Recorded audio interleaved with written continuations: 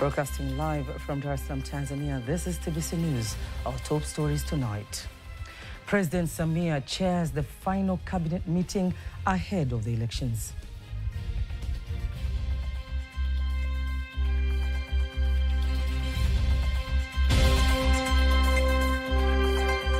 '49th Dar es Salaam International Trade Fair witnesses growth, its role uploaded. This period, trade always increases by 6%.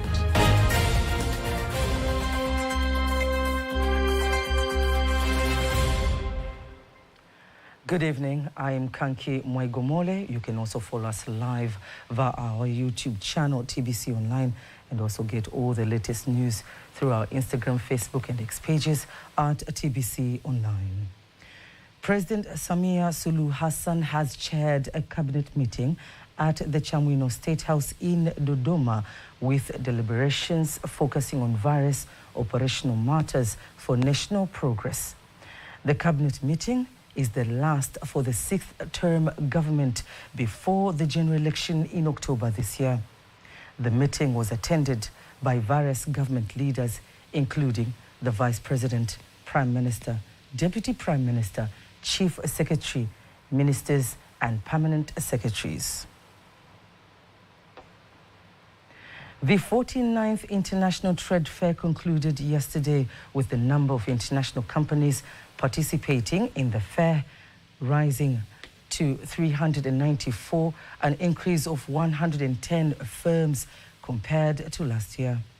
Closing the fair, Prime Minister Kassim Majaliwa issued a number of directives, including instructing all ministries responsible for business in Tanzania to work closely with the private sector to ensure more participation of the local companies and ensuring the full use of the Trade in Tanzania's logo to promote national identity.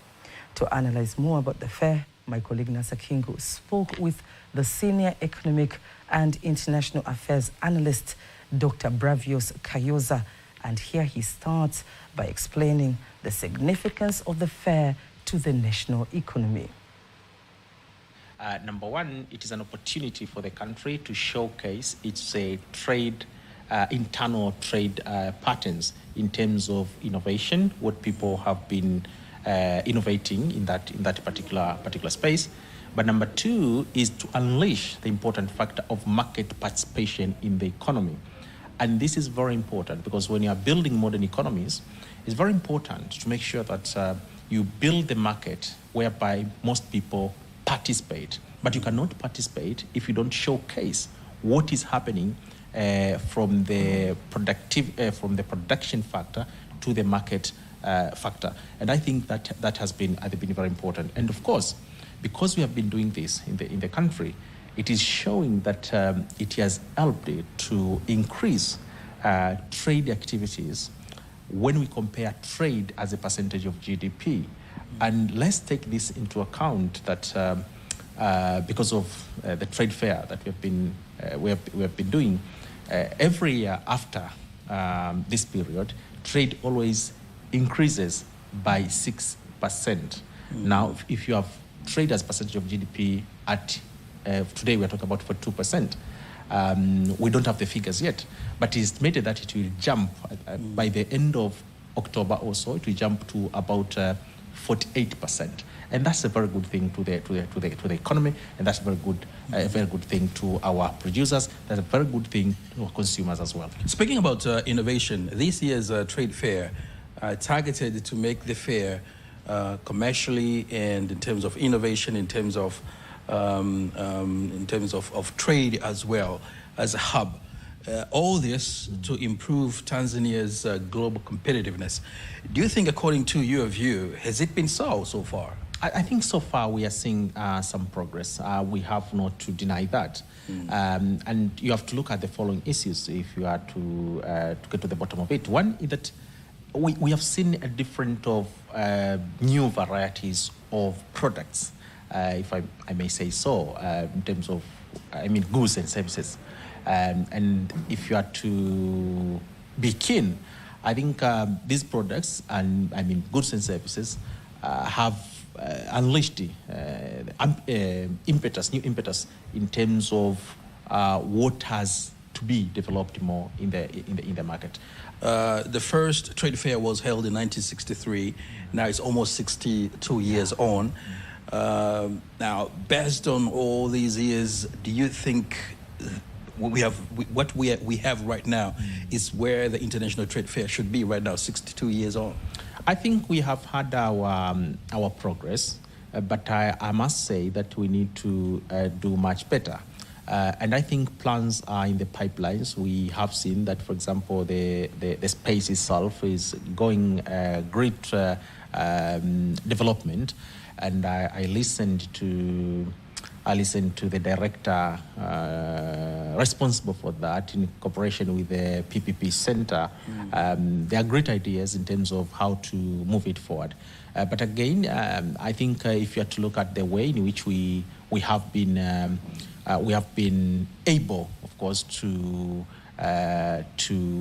promote what we have been putting out into the market from that through that space, I think a lot has been happening. But I have to give certain figures in terms of that. According to the Africa Reimagined Institute, they've shown that the Sabasaba Fair have greatly improved in the last 15 years. And they are saying that if the government and the private sector do a bit more, it will be one of the largest, not only in the region, but in sub-Saharan Africa. And that will attract a lot of business people, traders, as well as expansion of the integration of the internal market from within, but also from outside the country.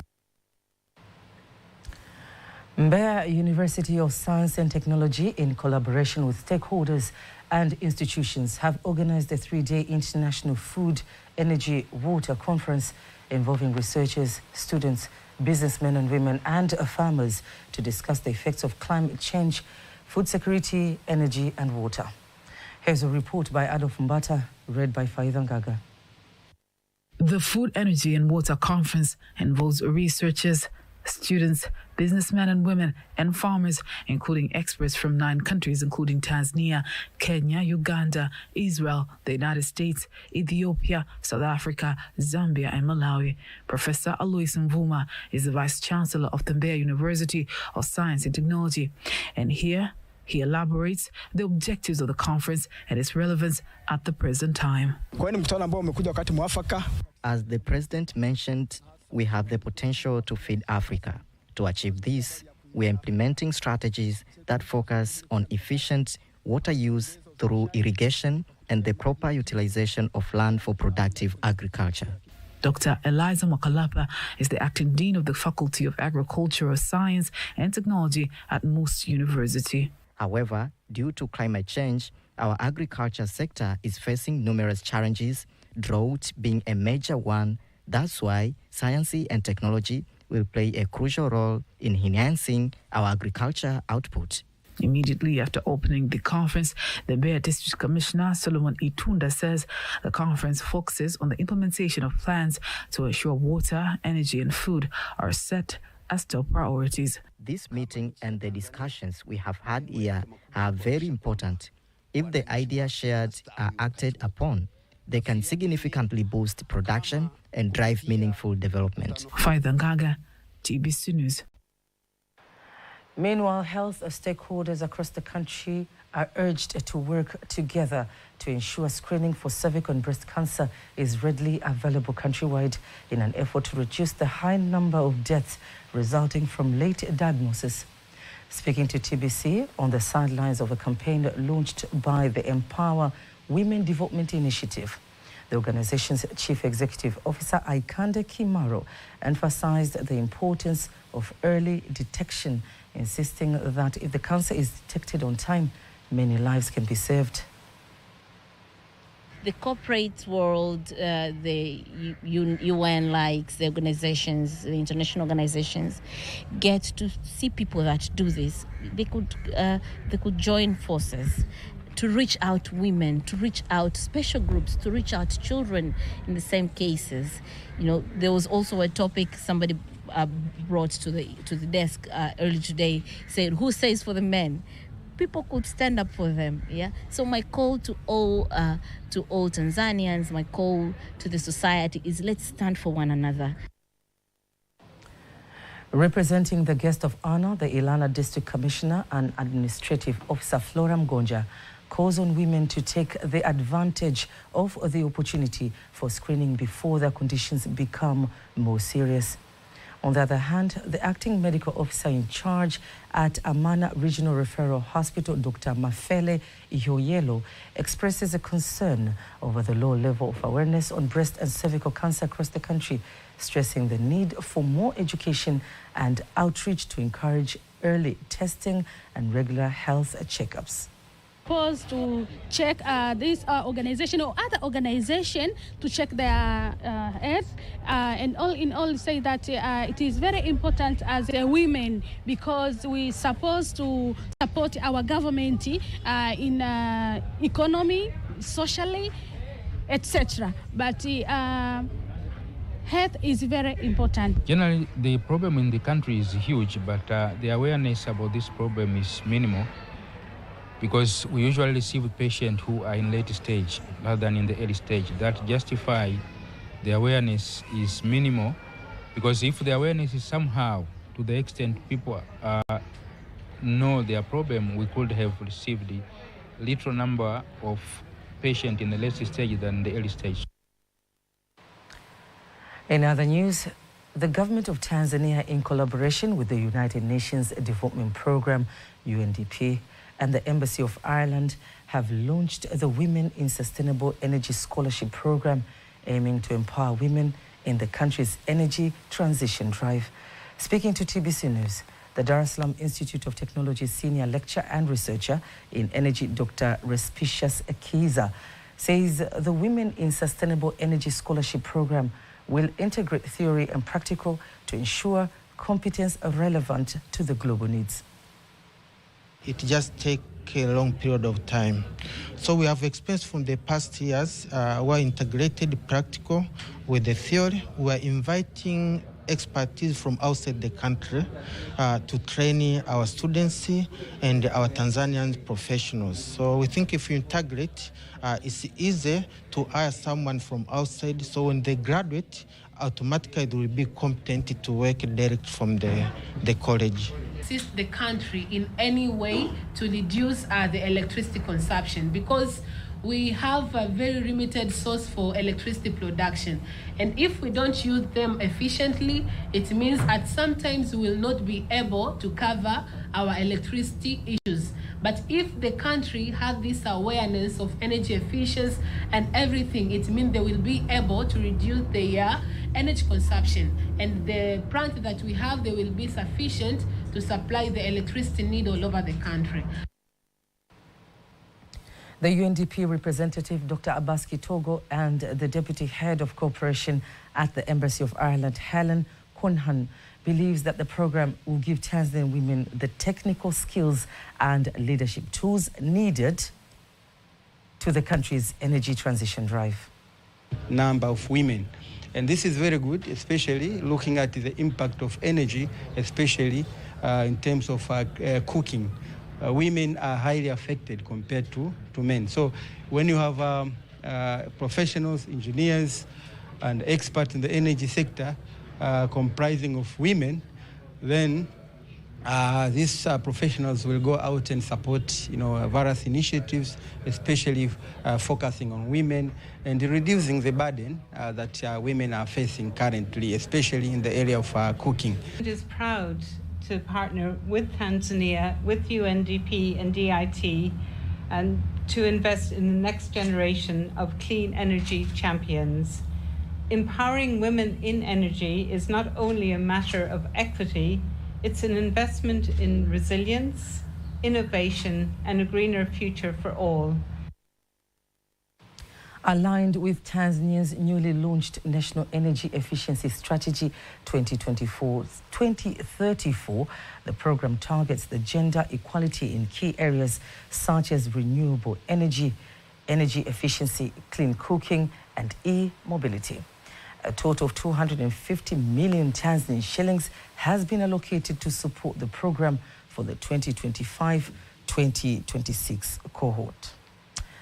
With just a few days left before the kickoff of the CHAN tournament, which is expected to be held in 3 countries, Kenya, Uganda, and Tanzania, my colleague Peter Muganga has hosted an exclusive interview with some sports journalists from the hosting countries, where they first started by explaining how the countries are ready to capitalize on the tournament economically.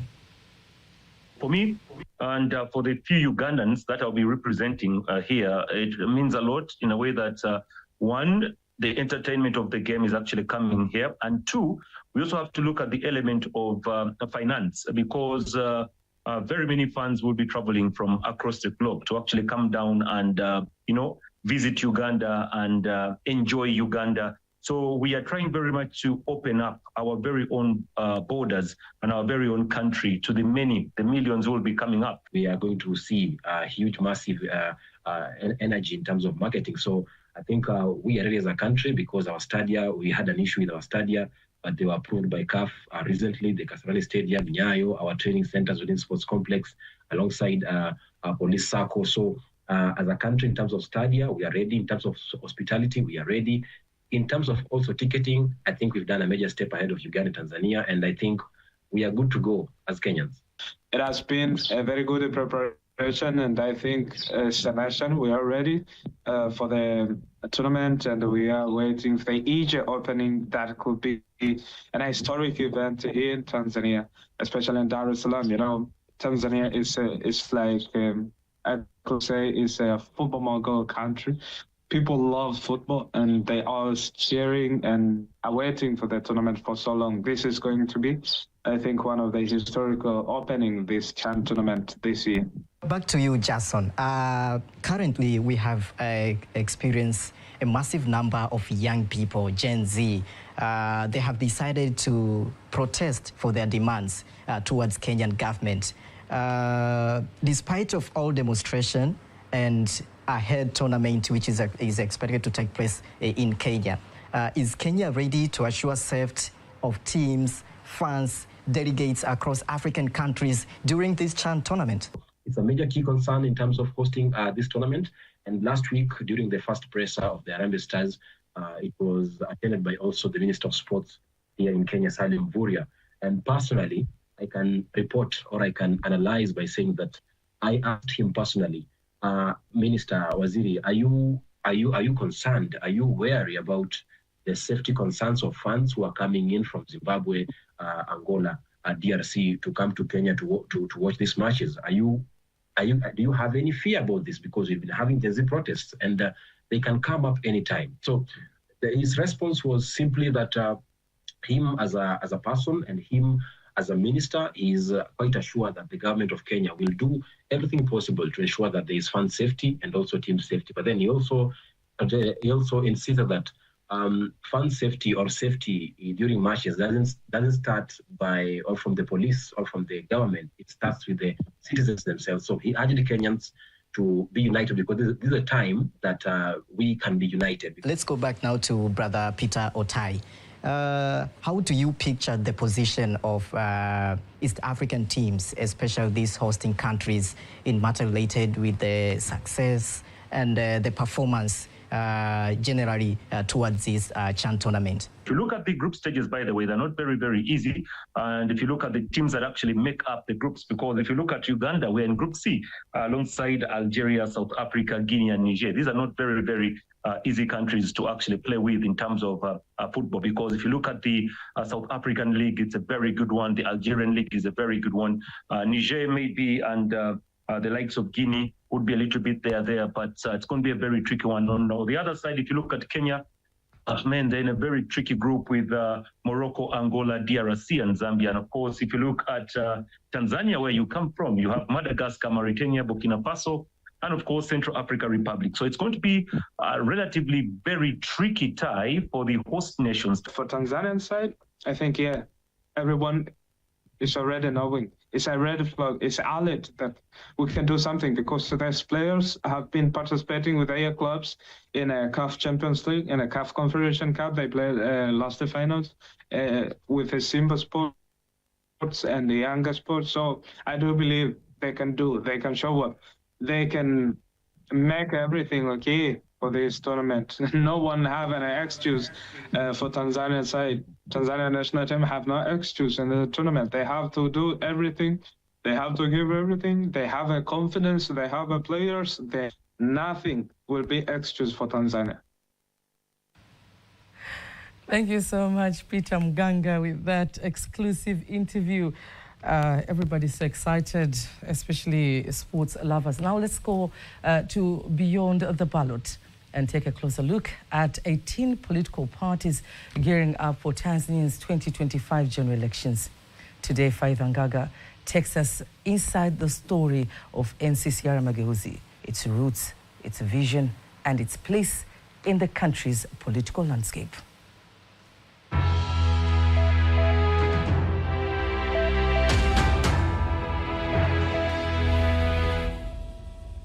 On June 11th and 12th, 1991, various groups of Tanzanians who were determined to bring about reform convened a conference in Dar es Salaam to demand a change in the political and governmental system.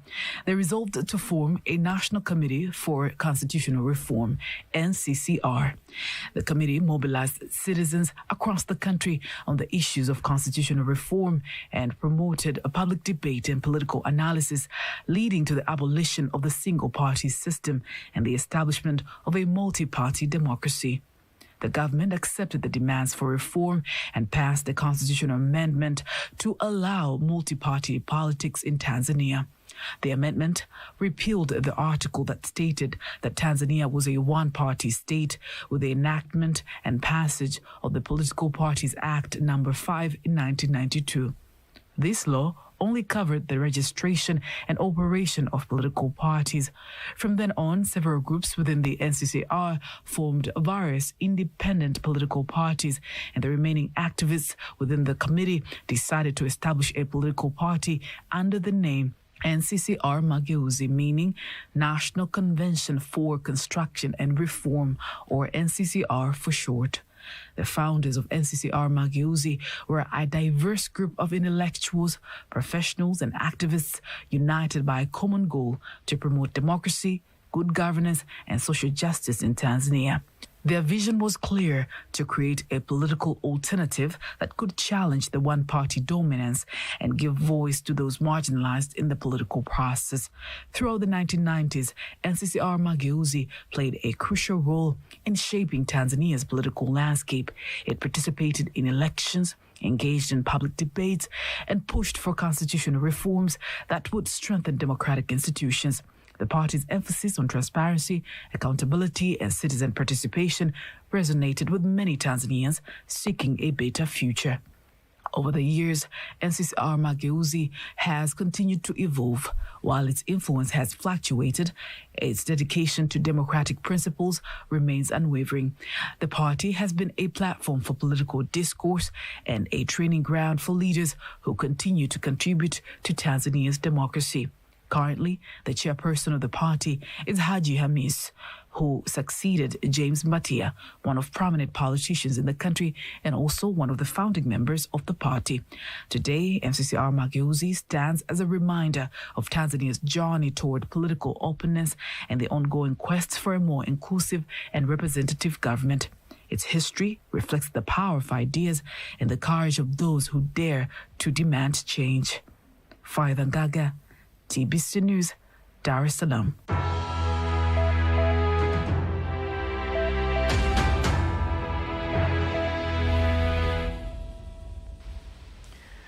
Thank you so much, Faitha Ngaga. TBC News continues to take a closer look at all the 18 political parties gearing up for Tanzania's 2025 general elections, exploring their roots, vision, and its place in the country's political landscape. In case you missed any of our news stories, Remember, you can always go to our YouTube channel at TBC Online and watch anytime, anywhere. Before concluding the local news tonight, let's have a look at today's exchange rates according to the Bank of Tanzania, BOT.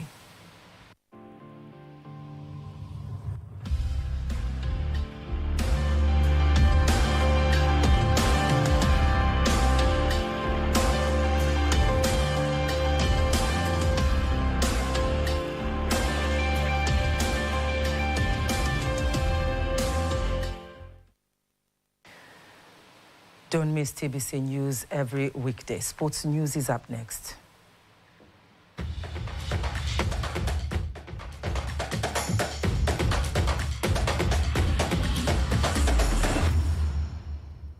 And in sports, Tanzania women national team Twiga Stars head coach Bakari Shime says they are ready to face Ghana in the last decisive group stage match of CAF Women's Africa Cup of Nations, WAFCON, as they fancy their chances to qualify for the quarter-final of the Continental Showpiece.